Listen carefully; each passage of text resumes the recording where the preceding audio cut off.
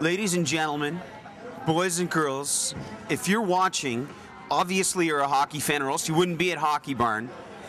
Behind me, we have a gentleman who's examining the holiest of holy grails. I know a lot of people like Indiana Jones were searching for him. All he has to do is show up, chat to our good man here, who is the keeper of the cup. Can we give the HockeyBarn audience your name? Because, I mean, you're one of those unsung guys. My name's Mike Bolt. Yeah, yes, I am the keeper of the cup, and I work for the Hockey Hall of Fame. So, I mean, there's a lot of crazy stories I'm sure you can share. We got to try and keep it PG-13. What's one of those stories that made you shake your head? It's like, guys, what were you thinking? You know, guys are pretty good about being respectful to it. I mean, I've seen guys work their, butts off, and there's one story I can't get into details of it. But one of the players was doing something he probably shouldn't be doing, and I was about to say something to him. And two of his other teammates jumped all over and said, don't ever disrespect that thing. We worked incredibly hard for it. Respect it, enjoy it, and have fun with it. But some of the things these guys have fun with is like, we've had guys, they'll take it to, like Doug Wade made a big ice cream sundae out of it with his kids. Marty Brodeur took it to the movie with his kids and ate popcorn out of it. This past summer with Chelios out in Malibu, we had people crashing the parties, such as guys like Tom Hanks and Sylvester Stallone, who kind of just walked in because they wanted to see the Stanley Cup. You go like, hey, I want to check out the cup. It looks pretty fancy. I don't have anything like that in my house anymore. That's not a bad with Sylvester Stallone. Not bad. I try, man. I try. It wasn't bad. Yeah, you know what? He did sound like Rocky. I won't lie to you there. I remember Chelios and we wanted to go, Adrian. But did he comply? Did he say, yo, Adrian? No. We didn't ask him.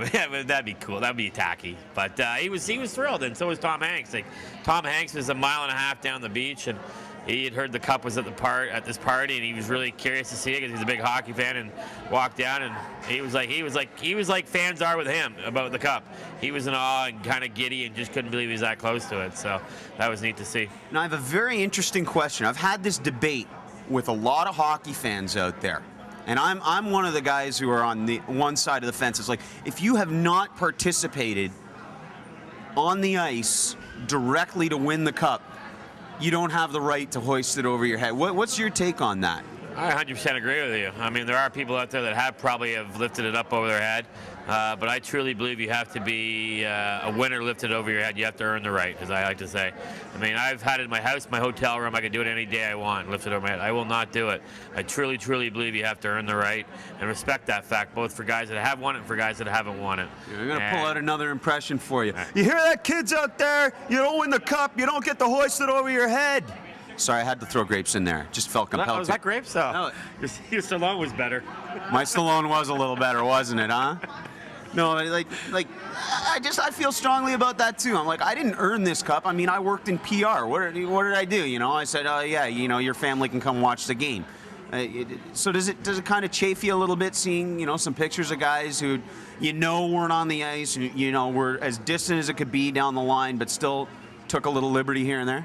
It is what it is, and like our job is to try and make sure that respect is instated to the cup. And once you explain it to the players are like, yeah, you know what, right, that guy hasn't earned the right. And the players, just trying to be nice and say, someone asked if they can hold it, and they're like, yeah, and I'm like, no, they can't actually. They got to earn the right.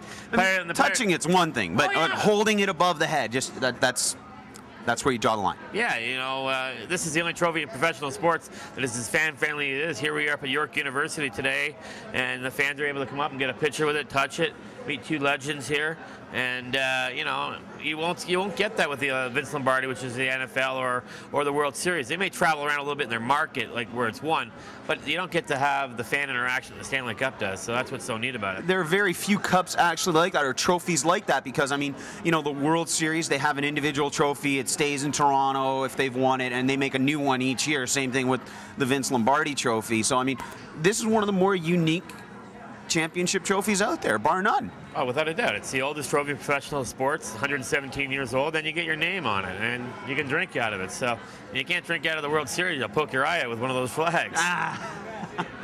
Well, it's a true honor to talk about the cup with one of the keepers of the cup, and I think finally, just to set the record straight out there, there's two records, or two facts, I guess I should say. One's a record, okay, and one's a fact about the cup that I kind of spout, but people are like, nah, Schwartzy, you don't know what you're talking about. Now, I know it's Henri Richard who's got his name on there the most as a player. But if I'm not mistaken, it's Jean Beliveau whose name appears most on the cup because he was part of that management team in Montreal too. How many times is Jean's name on there? Do you want to take a guess first? I think Henri is on there. Is it 11? Yeah. And I think I heard once that Jean, because of his tenure in head office, I think it's something like 17. Nice job. 17 times. That's a true story. Yeah, 17 times. 10 as a player and 7 in different management roles. That's good trivia for you guys out there to know. 17, Jean Beliveau. Henri Richard, 11 as a player. And the other question that I was going to ask about the Cup is, let's get the facts straight. I know the answer to this.